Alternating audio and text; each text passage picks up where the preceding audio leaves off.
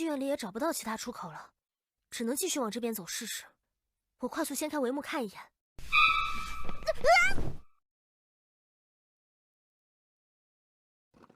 好痛啊！胳膊要被拉断。那些手是什么？我们不是从戏台上跳下来的吗？戏台怎么不见？手机快没电了。不对啊，我的手机到了，果然这事情不简单。我猜这房间里也会有很多那只有交给你了，我完全看不懂什么线索什么的。我哪知道啊！不能耽误时间了，前进！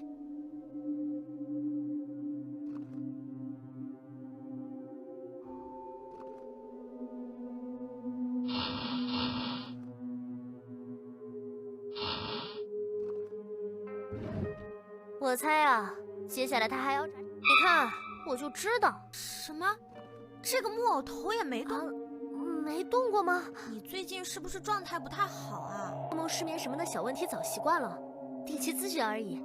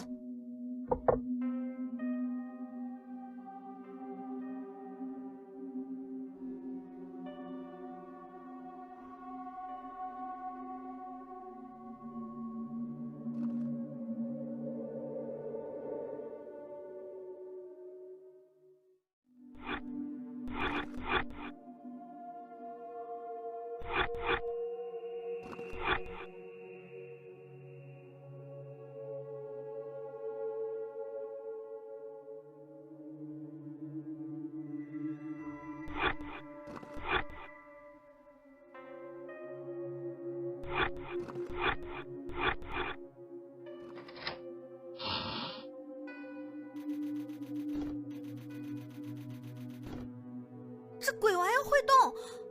在藏灵村见过这怪东西。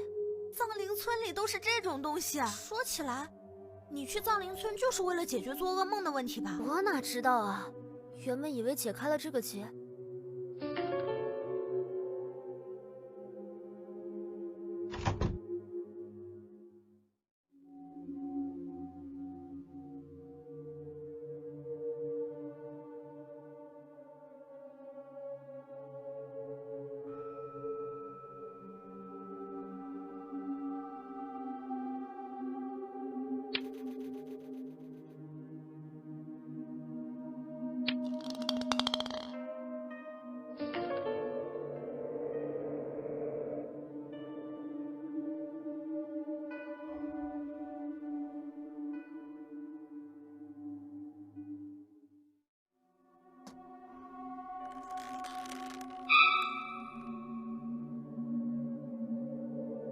上都是些吓人的东西。不要总叫别人傻小子呀！你分明没有接受别人的心意，还替他我说过不要聊这个话题的被嘛。硬贴上来的人不会拒绝可不行。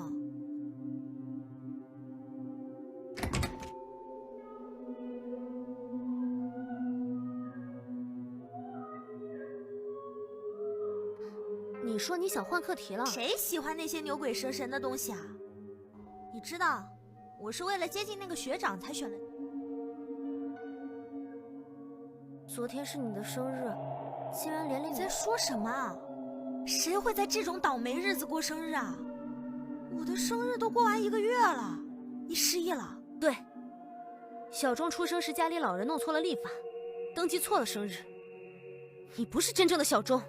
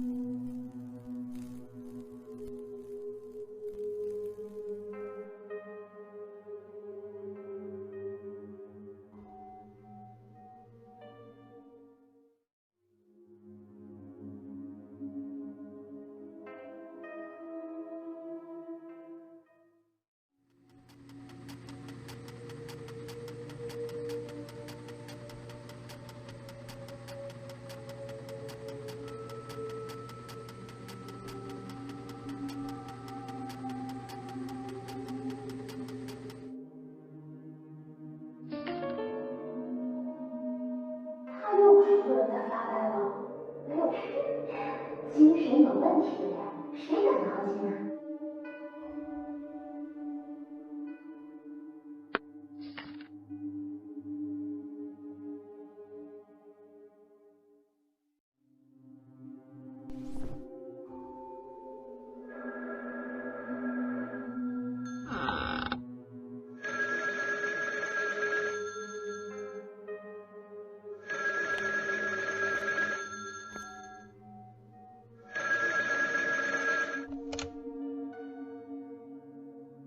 是小红吗？